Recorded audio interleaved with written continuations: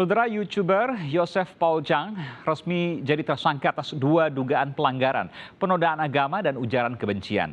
Polisi memburu tersangka dengan menggandeng Interpol. Joseph Paul Jang ditetapkan jadi tersangka penodaan atau penistaan agama di Bareskrim Polri.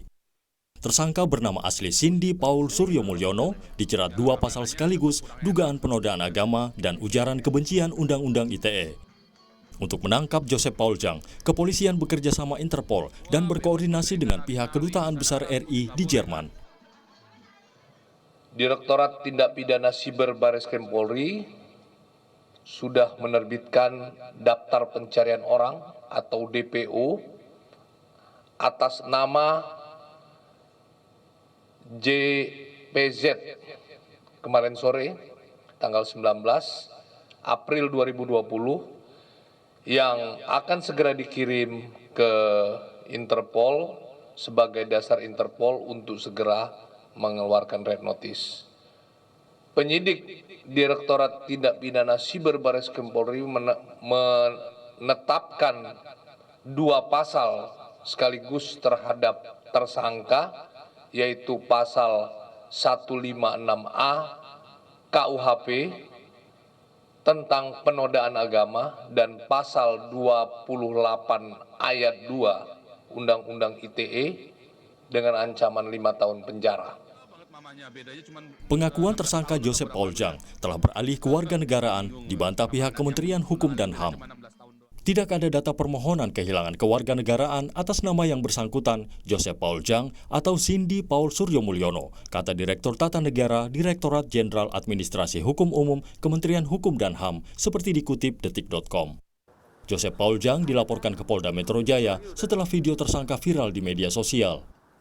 Dan hari ini resmi kita laporkan ke SPKT Polda Metro Jaya dalam dugaan pasal penistaan agama, penghinaan, dan ujaran kebencian terhadap ras, suku, golongan, dan antarumat beragama. Sekjen Pengurus Besar Nahdlatul Ulama mengecam pernyataan tersangka di media sosial karena memecah belah persatuan di tanah air. Helmi Faisal Saini mendesak aparat segera memproses tersangka dan mengimbau masyarakat tidak terprovokasi. Cenderung akan memecah belah umat, memecah belah kebersatuan bangsa Indonesia. Yang kedua, meminta kepada aparat keamanan, pada kepolisian, untuk segera menindak tegas, mengusut secara tuntas pelaku tersebut sesuai dengan peraturan dan perundangan yang berlaku. Dan yang ketiga, meminta dan berharap kepada masyarakat Indonesia untuk tidak terprovokasi, tidak terpancing dengan upaya adu domba dan pecah belah melalui berbagai macam provokasi-provokasi tersebut. Demikian. Tersangka kasus penodaan agama Joseph Paul Jang diketahui pernah tinggal di Salatiga, Jawa Tengah. Data Ditjen Imigrasi Kementerian Hukum dan HAM mendeteksi perlintasan tersangka terakhir menuju Hong Kong pada tahun 2018 lalu. Tim Liputan, Kompas TV. Saudara YouTuber yang mengaku sebagai nabi ke-26, Yosef Paul Jang, diyakini pihak polisian saat ini berada di Jerman. Lalu bagaimana Kedutaan Besar Jerman merespons kasus yang menyeret Yosef? Untuk membahasnya sudah terhubung dengan Duta Besar Indonesia untuk Jerman, Arif Hafaz Ugroseno, langsung dari Berlin, Jerman. Selamat malam, selamat siang ya waktu Jerman, Pak Dubes, Pak Arif Hafaz Ugroseno, dengan Aiman Kompas TV Jakarta. Oke, tampaknya kita masih mengalami kesulitan untuk terkait dengan audio. Sudah bisa mendengar saya jelas, Pak Dubes? Saya akan coba untuk menghubungi kembali. Ini tampaknya masih ada permasalahan di audio dengan Duta Besar Republik Indonesia untuk Jerman, Arif Hafaz Ugroseno. Selamat malam, Pak Dubes. Selamat siang waktu Jerman, Pak Arif. Dengan Aiman, Kompas TV Jakarta. Ya, Mas. Iya, Pak Dubes, saya ingin bertanya dulu terkait dengan keberadaan tersangka ya. Saat ini sudah resmi ditetapkan sebagai tersangka Yosef Paul Jang atau polisi mengatakan sebagai inisial JPZ. Apakah berada di Jerman?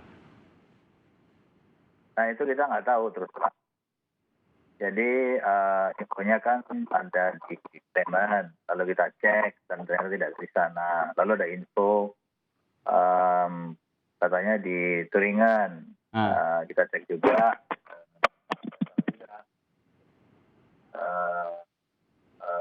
Kemudian yang katanya mengaku sudah ini lagi ya. Dan itu kita jadi begini Mas Eman, kalau aturan Suaranya kurang jelas, mungkin bisa didekatkan lagi Pak Dubes ke dekat. Iya, suaranya masih kurang jelas Pak Dubes. halo, Iya, mungkin mikrofonnya harus lebih dekat sedikit ke mulut mungkin supaya bisa lebih jelas. halo. Iya,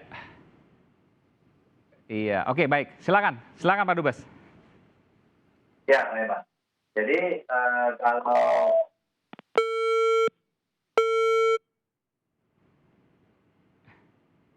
Iya, tampaknya terputus saudara, ada hubungan telekomunikasi kami dengan Dubes Indonesia di Jerman, Arif Hafaz Ugroseno, yang saat ini tengah juga terkait dengan atas kepolisian di sana, yang kemudian bekerja sama dengan Interpol untuk memburu Joseph Paul Zhang, yang dikatakan sebelumnya berada di Jerman. Namun baru saja tadi Dubes mengatakan bahwa soal keberadaan tentu masih harus diburu, belum ada kepastian apakah di Jerman atau tidak. Tentu ini menjadi sebuah tugas dari pihak penegak hukum, aparat kepolisian yang kemudian dibantu dengan Interpol dan juga atas kepolisian di Jerman sana untuk kemudian melakukan penelusuran terhadap Joseph Paul Zhang terkait dengan keberadaannya. Oke, sementara saya ke pakar hukum pidana, maksud saya ke pengajar hukum, Bung Asep Iwan. Bung Asep, Kang Asep, apa kabar? Ya. Sehat selalu? Alhamdulillah, sehat selalu. Assalamualaikum Mas Aiman. Waalaikumsalam warahmatullahi wabarakatuh. Terima kasih Kang Asep. Habis buka puasa langsung kemudian bergabung bersama saya di Sapa Indonesia Malam. Kang Asep, saya bertanya, apakah kemudian yang disampaikan oleh Joseph Paul Zhang, saya yakin bahwa Kang Asep sudah melihat walaupun tidak penuh mungkin, apakah bisa dikategorikan sebagai pasal penodaan agama? Bagaimana sisi hukum? Ya, pasal penodaan agama itu diatur dalam pasal 156 dan 156A. Isinya perasaan atau perbuatan, ya, perasaan, perbuatan, dalamnya ada menimbulkan, ya, kebencian, permusuhan, ya, terhadap agama. Artinya apa? Ketika kata-kata yang diucapkan oleh Kang Paul dibalik ya, Paul Kang ini, ya, isinya mengaku nabi, isinya telah ada bahasa-bahasa menyangkut puasa, ajaran-ajaran agama Islam terutama, itu kan menimbulkan kebencian, menimbulkan penodaan terhadap agama. Nah, itu diatur 156 atau 156A, ya. Jadi barang siapapun sekali lagi, ya, isinya menimbulkan perasaan atau perbuatan ada kebencian, ada permusuhan, ya, itu terkena pasal penodaan agama dan juga undang-undang ITE. Ya. Saya tertarik dengan pernyataan dari Kang Asep, menimbulkan perasaan. Itu maksudnya apa? Ya, orang yang merasa agama tertentu disinggung dengan bahasa-bahasa yang isinya melawan ajaran agama tertentu, dan agama itu diakui, misalkan khususnya Islam, jelas diakui keberadaannya dan sah di Republik ini, dan isinya dalam tanda petik diobok-obok, ya itu kan perasaan orang Islam akan tersinggung, menimbulkan kecemburuan, menimbulkan kebencian. Iya. Bagaimana nanti misalnya kita bicara soal ke depan, proses persidangan, bagaimana membuktikan perasaan itu? Apakah diungkapkan dengan cerminan misalnya mayoritas yang kemudian melakukan protes? Bukti apa kemudian yang bisa dilakukan bahwa iya betul ini adalah penodaan agama? Ya, alat bukti itu ada 183, 184 maupun pasal 5 daripada Undang-Undang ITE. Ya. Jadi jejak digital itu akan menjadikan alat bukti. Jadi pernyataan-pernyataan yang diungkapkan di dalam jejak digital itu akan terungkap nanti di persidangan. Itu kan bisa di-print, bisa dinilai oleh para ahli IT. Jadi ketika kalimat-kalimat itu menyinggung, tanda petik ya, menimbulkan kebencian terhadap agama tertentu, nah itu masuk. Unsurnya itu kan hanya perasaan atau perbuatan 156A itu. Jadi dalam kasus penodaan agama, ini bergantung pada saksi-saksi ahli. Ahli ya, disebut bukan saksi ahli, ahli. Tidak ahli, alat bukti itu kan bisa surat, ya, bisa keterangan saksi, bisa keterangan ahli, bisa petunjuk maupun keterangan terdakwa itu sendiri, tapi hakim terdakwa akan mungkir. Kan sekarang juga dia Betul. menyatakan mungkir, apalagi dia menyatakan udah pindah ke warga negaraan. Tapi itu soal lain kita bahas. Atas.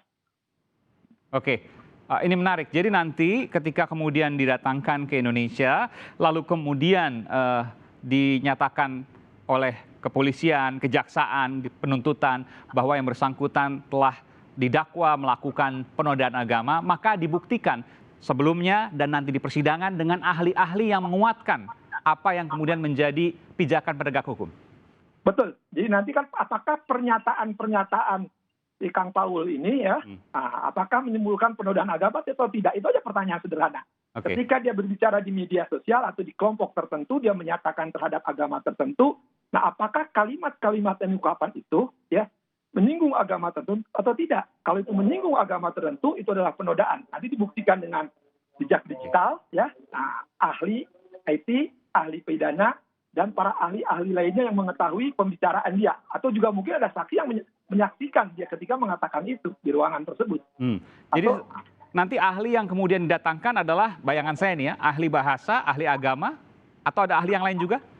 Ya betul. Yang pertama pasti ahli bahasa. Yang kedua paling ahli IT. Betul nggak itu ucapannya Kang Paul? Oh, oke. Betul nggak isinya? Nah, istilah bahasa akan menilai apakah isinya tadi mengandung kebencian, ya.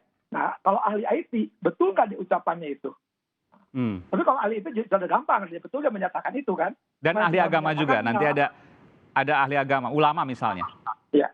Nah, ada ulama akan mengatakan agama yang disinggung itu, ya itulah menodai karena agama, misalkan contohnya ya, di agama Islam itu ya yang terakhir ya Nabi adalah Nabi Muhammad, setelah itu nggak ada nabi-nabi lain kecuali di Sunda ada Nabi Wir.